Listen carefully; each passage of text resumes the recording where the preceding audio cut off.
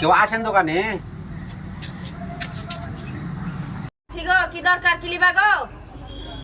দিদি কিছু আমার সওদার দরকার ছিল, মাঠে আমাদের মুনিশ আছে, তো আমাকে 1 কিলো আটা দেন, 500 আলু দেন, আর সোয়াবিন দেন 1 প্যাকেট, আর একটু সরষের তেল দেন, আর কিছু মশলা দিয়ে দেন আমাকে।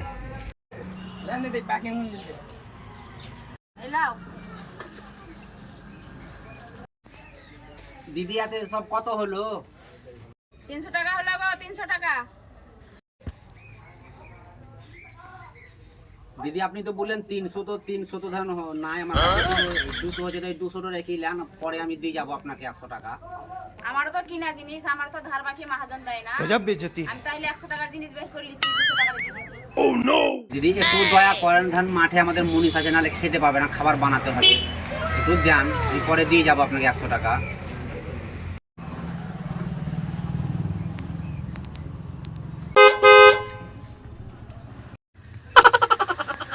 আমাদের একটা পার্সেল ছিল।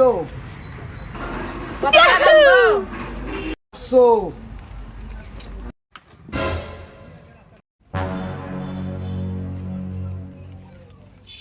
তোমার লাগি অর্ডার করেছিলাম, বাড়িতে যাই তুমি খেয়ে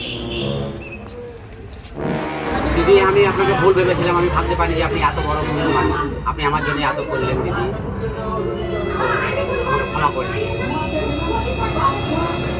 ভাই গো, 300 টাকা সামান নিলে তো 100 টাকা ধার দিলেন না, আবার 500 টাকা ধরে খাবার কিনে দিলেন। বাবু এটাই তো বুঝিস না রে, এটা আমার ব্যবসা না। ব্যবসার লাইনে যদি আমি অন্য করে ধার দিব, সবকে তোমার ব্যবসাটা টিকবে?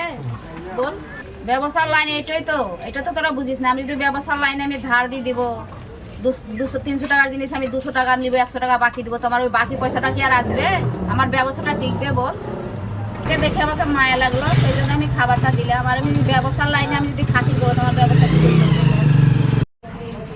বন্ধুরা, এই ভিডিওটা করলাম শুধু আপনাদেরকে একটু আনন্দ দেওয়ার জন্য।